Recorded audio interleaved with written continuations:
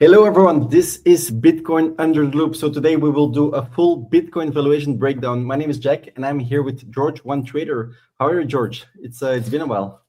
Hello everyone. Yeah, it's been a while. Thanks. I'm doing good. I'm excited. So let's take a look at the charts.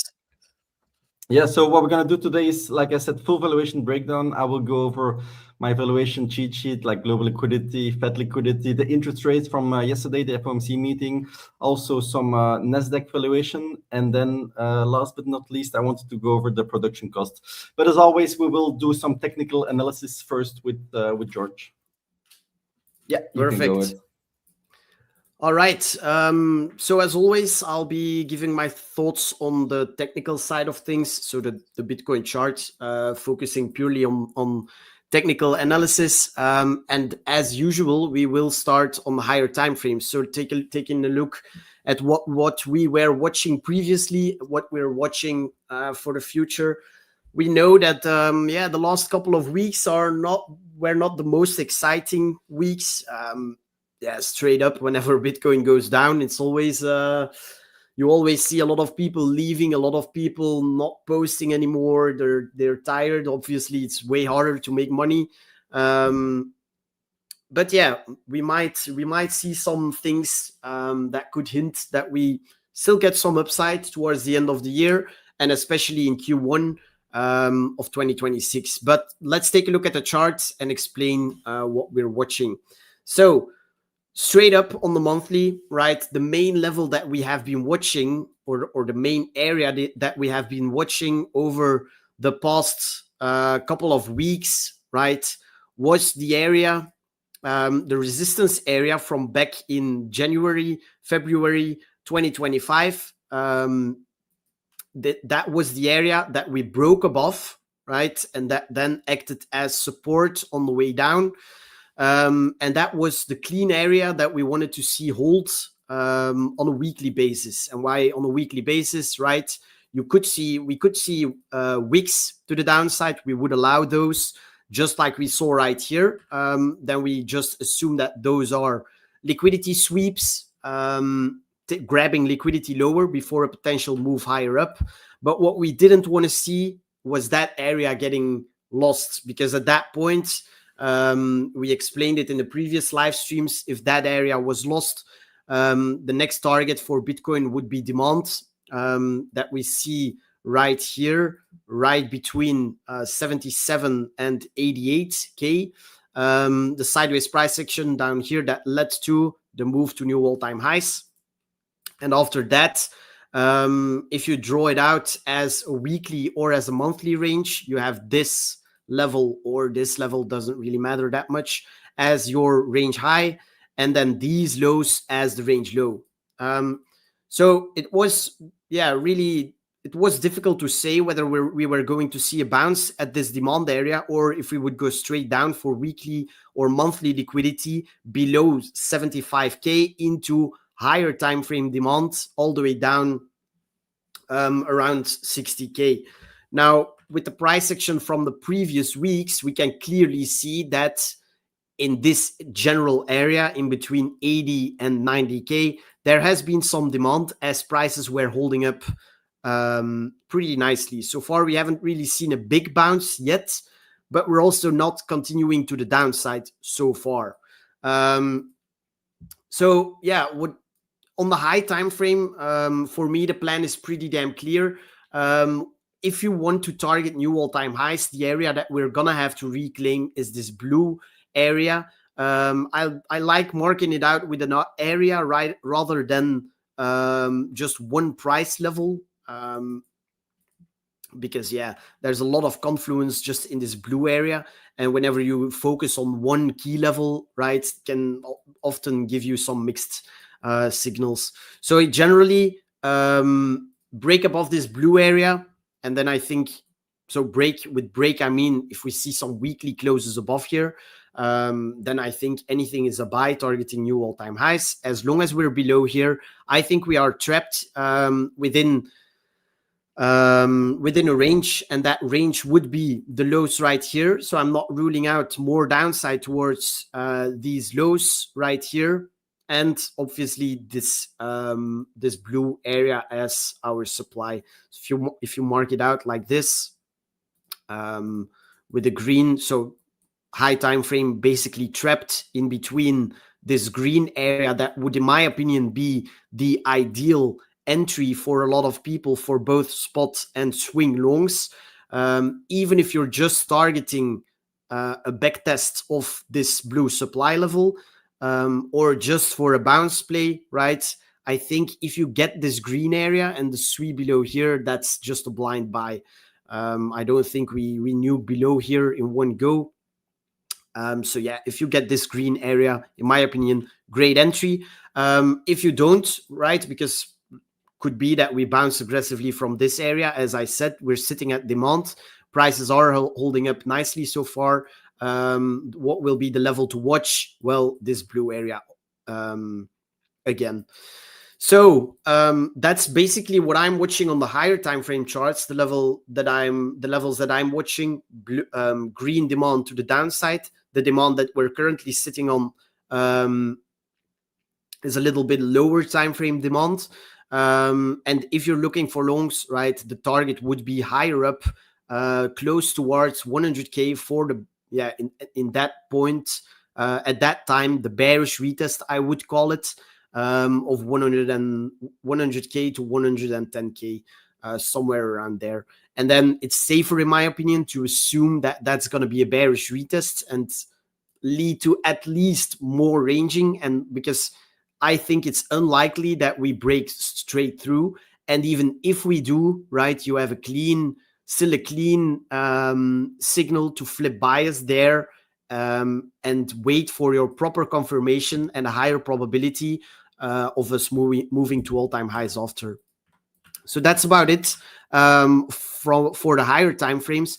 Now, as I said, high time frame, I think the ideal entry is this green area, but that doesn't mean that we cannot see bounces before that area. So as I said, this area, the 77 to 88K demand area, was also an area to be watching. And what I like doing after downside like this is just marking out high time frame key highs and lows and seeing where liquidity is resting. And then often what you get is clean rotation plays that have a pretty high probability, and clean invalidations. And what I mean with that is, for example, here on the weekly, all I did was marking out weekly highs and lows. This weekly high, this weekly low. It's pretty obvious, right?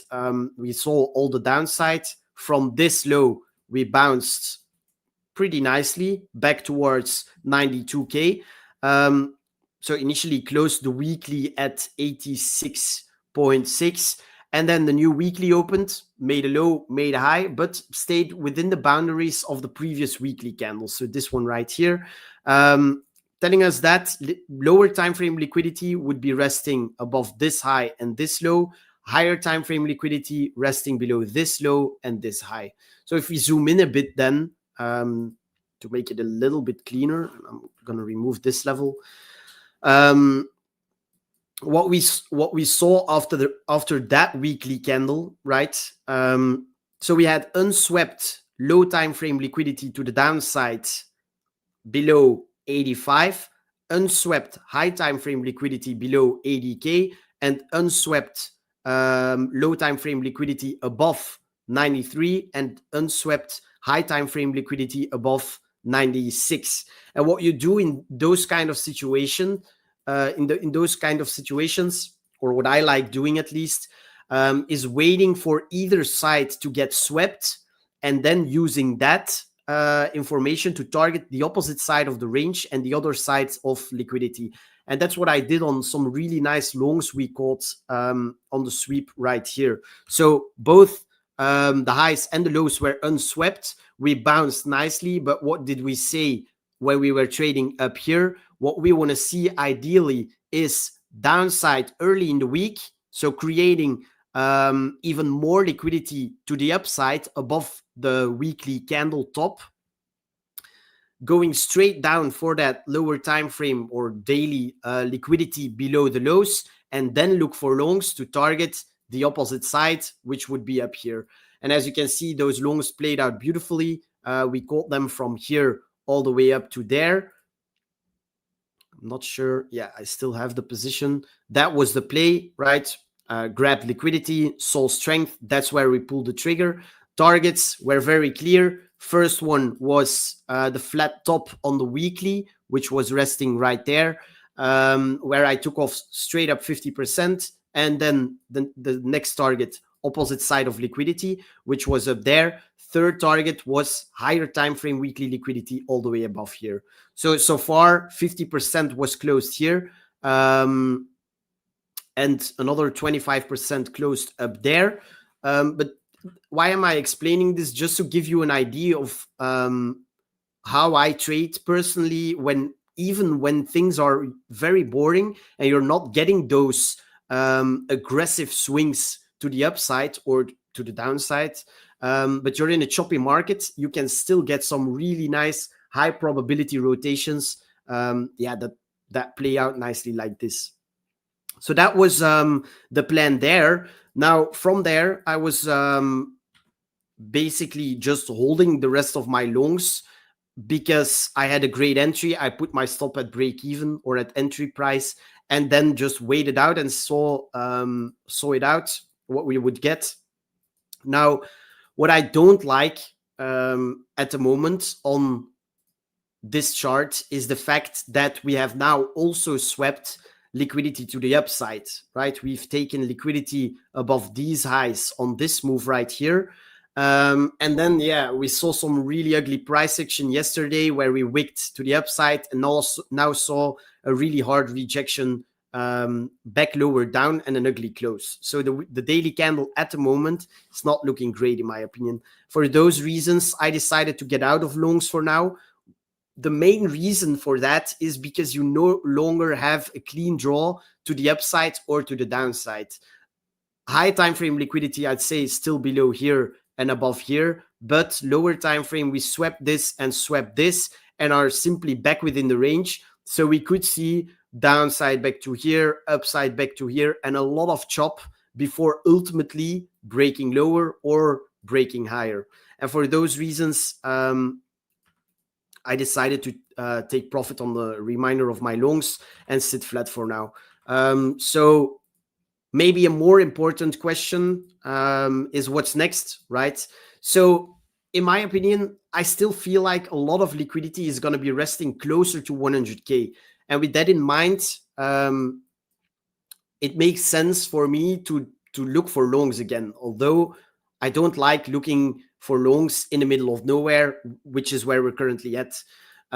So for me to re-enter longs, what I'd like to see is another higher low in the making on the higher time frame charts, which would be something like this. Grab more liquidity to the downside, some lower time frame lows right below here.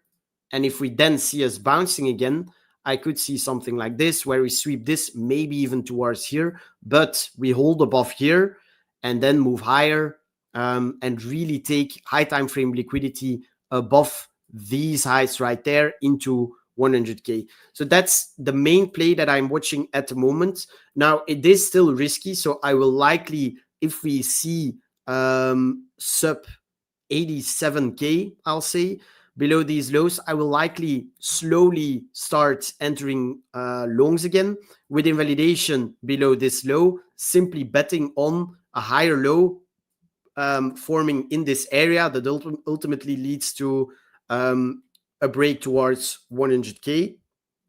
But as I said, be patient, right? And start with low risk until you see some kind of strength and a bounce, because we could also just do this and keep bleeding lower. And at that point, I think we at least go for this. But at that point, right, if we trade all the way down here, I wouldn't be surprised if this demand fails to hold up and we really go for that weekly liquidity sub 74 for the real sweep. And that's where you want to bet big on spot if you're not in spot fully already, and high time frame swing longs. So that's basically what I'm watching. For me, right now, big waiting game, because of all of this ugly chop, because of the lower time frames, not having a clean draw on liquidity to the upside or the downside. But the main play that I'm watching here is looking for longs again on a dip, targeting 100K.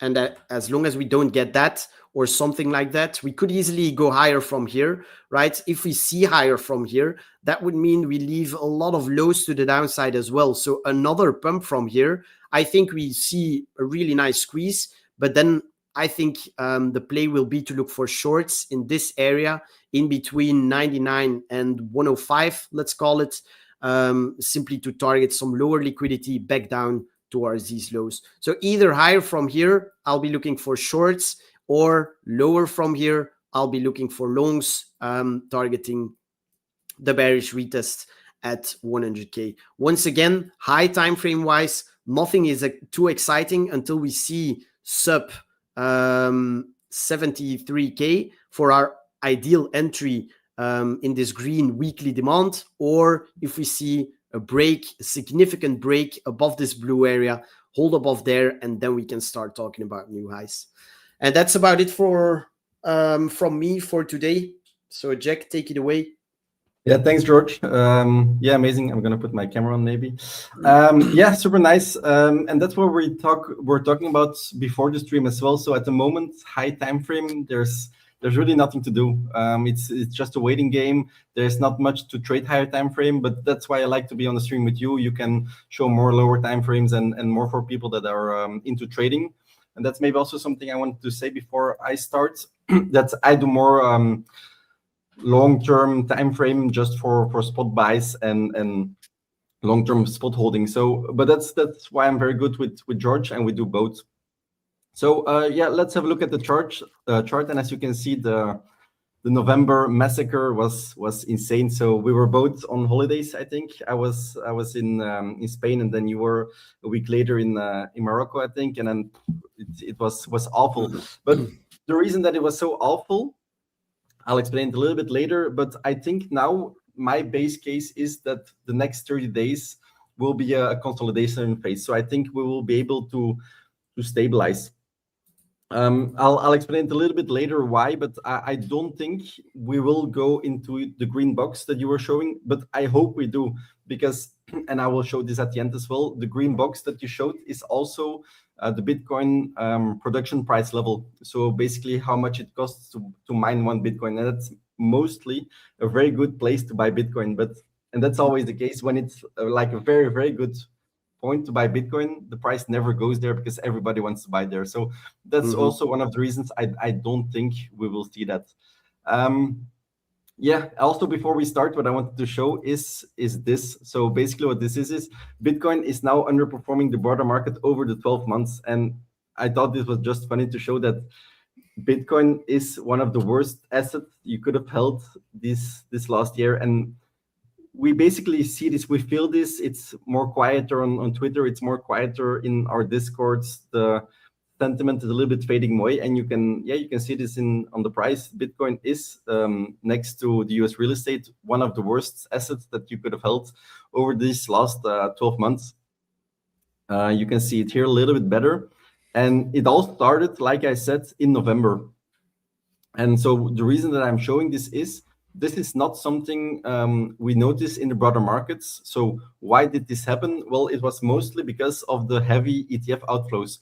And I'll go over it a little bit later, but what happened is because there were ETF outflows, people had to sell. When people sell, there were ETF redemptions and so on and so on. And that's why we saw this massive drop, but we didn't see this in, for example, the Nasdaq or in gold. And that's why I think higher time frame Bitcoin will probably stabilize right now, because there isn't necessarily a risk in the broader macro markets. So now let's dive into my spreadsheet. So as you guys know me, I always like to start with global liquidity, of course. So let's take the global liquidity chart from Michael Howell. And as you can see, the same shows in global liquidity as you would have thought for Bitcoin, is that Bitcoin went down following the drop in global liquidity a couple of months ago. But as you can see on the chart, global liquidity went up a little bit. And this last 3 weeks, global liquidity rose by 750 billion. And at the moment, it's sitting at 187 trillion US dollars. But still under its November peak. And that's, of course, not good for Bitcoin. Another thing which is not good in terms of global liquidity and Bitcoin is, of course, that, and I've talked about this with George in our last streams as well, that global liquidity is expected to peak around end of January this year.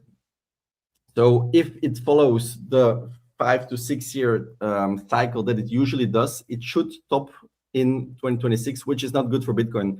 Although I think that we might see global liquidity still sustaining these levels and might not have a sharp drop as we saw last year. Maybe it will be something like in the 1986, for example, that it drops a little bit, but then goes upwards again, and that there's maybe just enough liquidity to sustain Bitcoin prices. That's my base case, that we won't see a massive bull run in crypto, but we won't see a massive bearish drop like 50% like we always see. We won't see that either. So my base case is that in 2026, we will just have a stable year for Bitcoin with just enough liquidity to sustain current prices.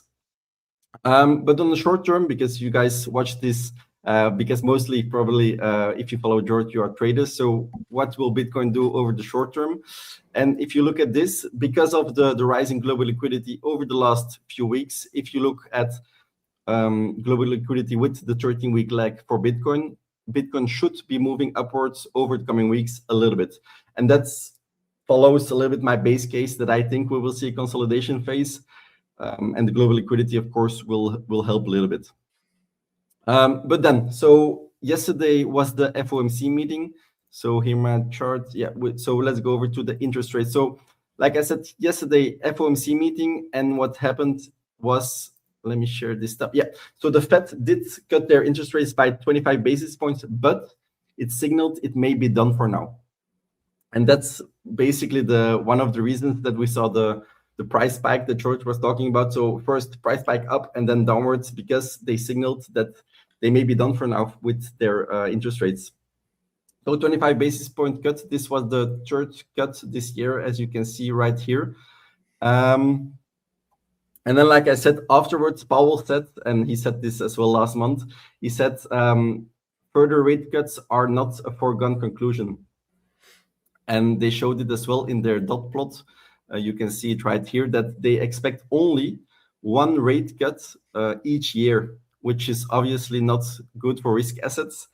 So this is probably worse for altcoins. I think Bitcoin will be fine with this. So each year, one rate cut. You can see it here a little bit better as well. So this is their dot plot, which what they expect the rates to be over the next 2 years. What does the market think? So let's have a look. The market thinks it will be 2 rate cuts. I'm in favor of this as well, that we will see the rate cuts stopping at around 3%.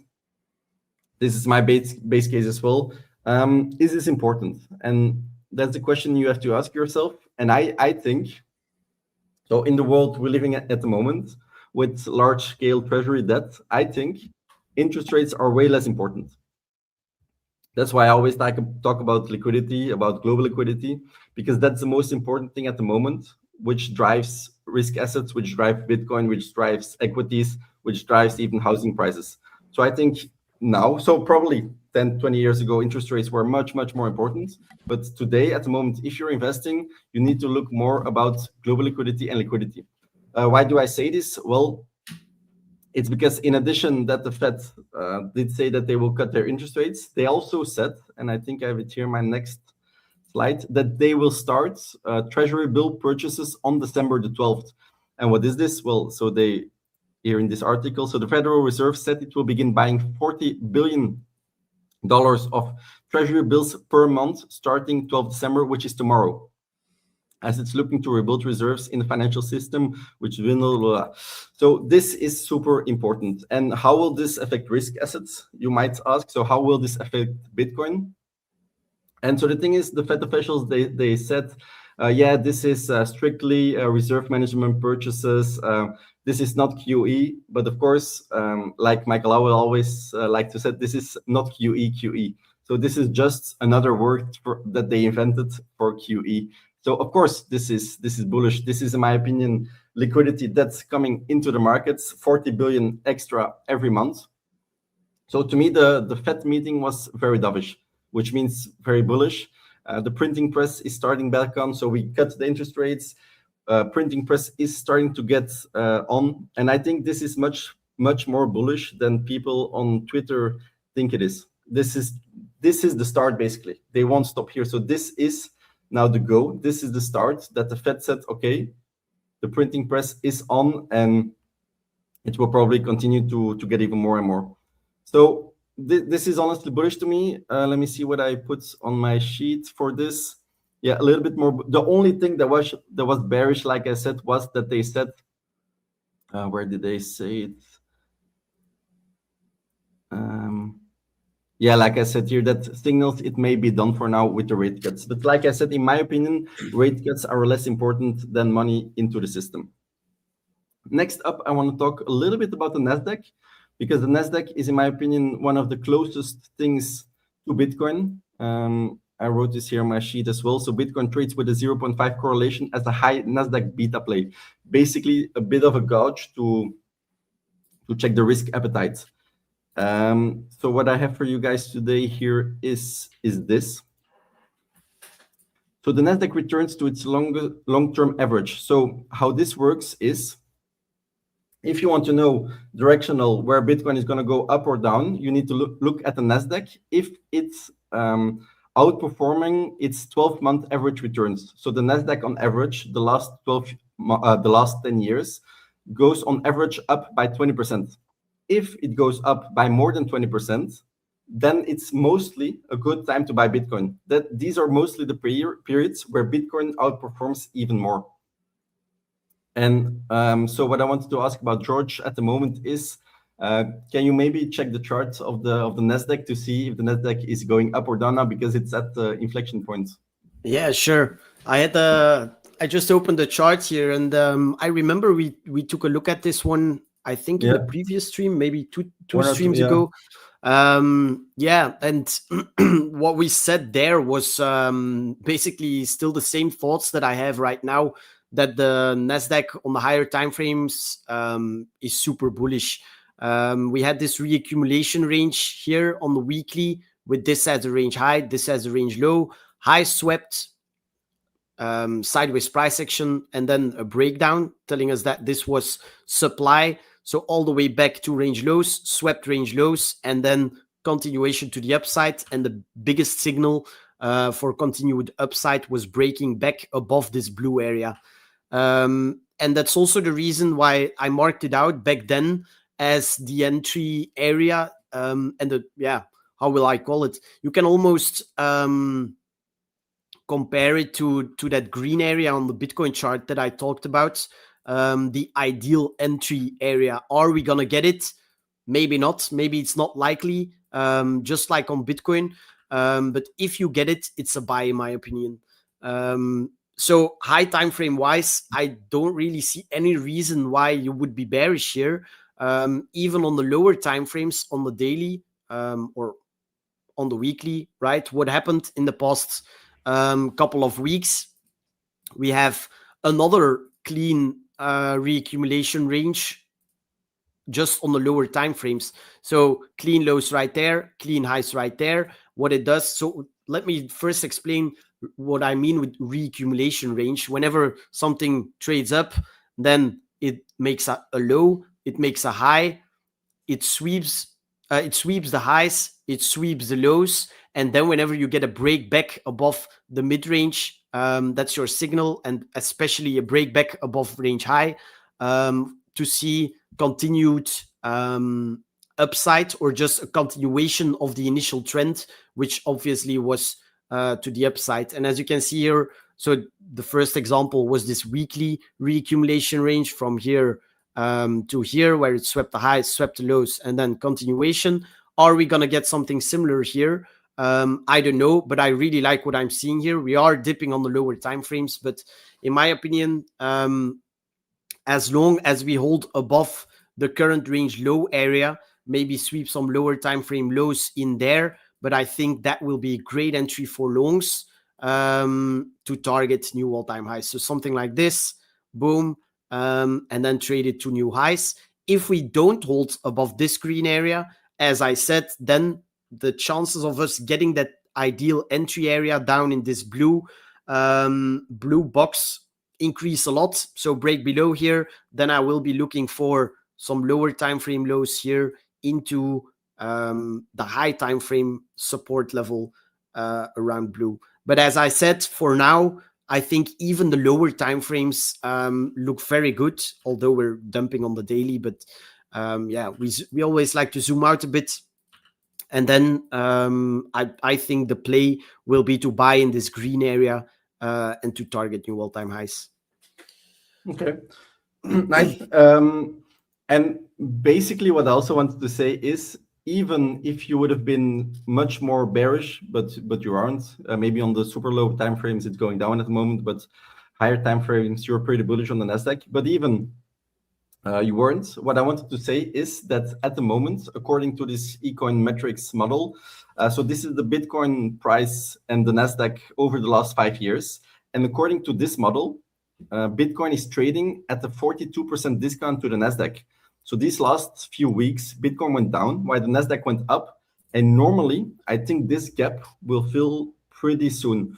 So normally what should happen is that Bitcoin should follow and should close this gap. And that, well, it won't go to 153K, but it will probably close the gap a little bit more. A 42% discount is way too much. So according to this metric, like I said, look at a lot more metrics, but according to this metric, if you look at the Nasdaq, Bitcoin should be trending upwards. This is a super rare disallocation, and in my opinion, this is mostly driven by the ETF flows, which I want to talk about right now, actually.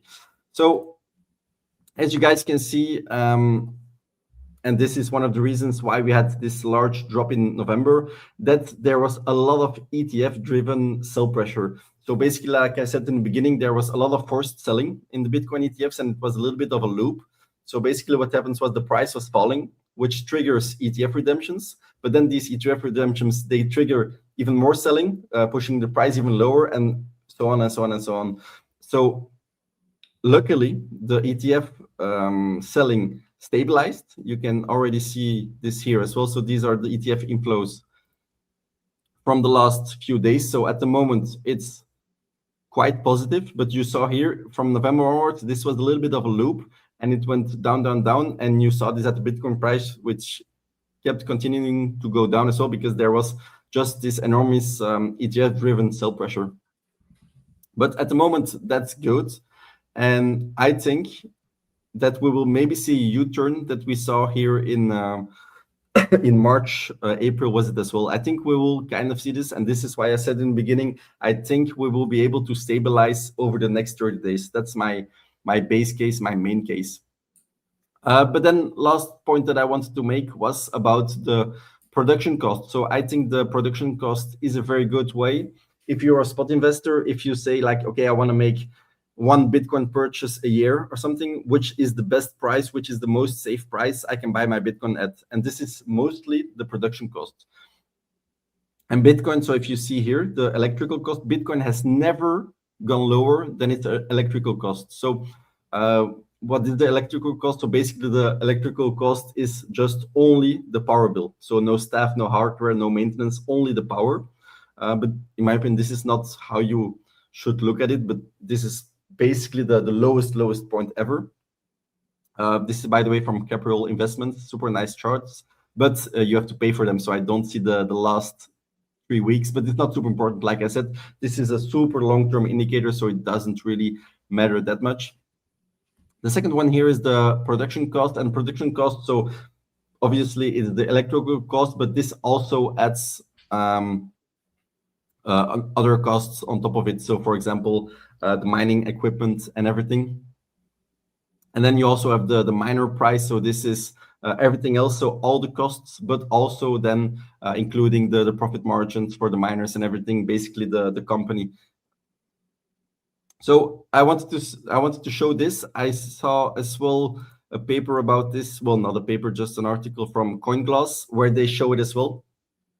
And what they said in this article was that the average cost to mine one Bitcoin at the moment is at 74.6 thousand US dollars.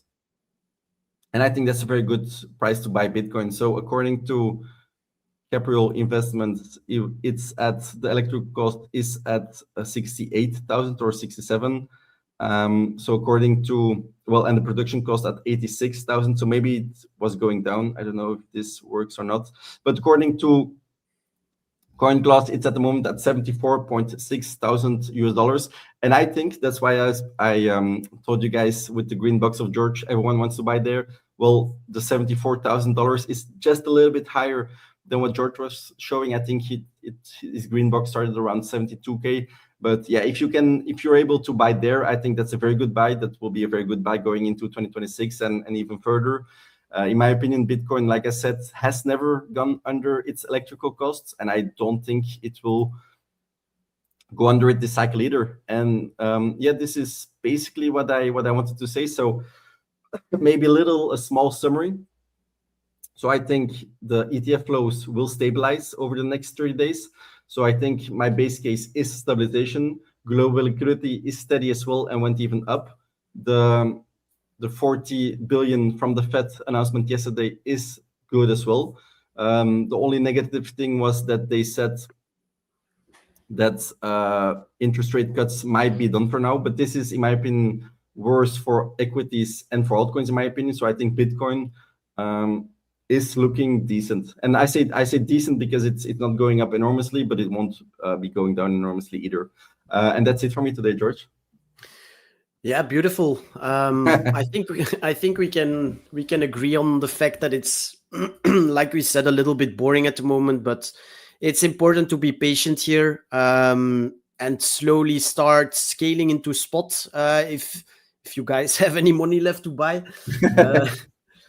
But I think I agree that anything below 82K over the next couple of months should be a great buy. Obviously, sub 74, that green box would be ideal. Yeah. But yeah, not sure we're going to get it. Even for a bounce play towards 100K, it's already a really nice trade. So let's see what we get over the next couple of weeks. How I have it at the moment is I think 70% I'm allocated into Bitcoin, and then the third, spot speaking, and then the 30% I wait for your green box, and then I think there I'm going to go all in. Like I said, it's not going to go much lower than the electrical cost, so I'm pretty safe to put a lot more money in that green box of yours. Yeah, I agree. All right, let's wrap it up then. I hope you guys enjoyed it. A little bit of a shorter one this time, but yeah, it's normal. Not a lot has happened over the last couple of weeks. We're simply in a range, lower time frame and higher time frame. So be patient. Sit a bit on your hands. If you guys enjoyed the stream, make sure you leave a like. On the YouTube video, go follow me and Jack, of course, on Twitter, on YouTube. Join our Discords. The links are in the description. And yeah, we'll do another one next week again, I guess. Yeah, I think so. Yeah. Beautiful. Jack, thank you, and I'll see you soon. Thank you, George, and thanks for watching, everyone. Bye, guys.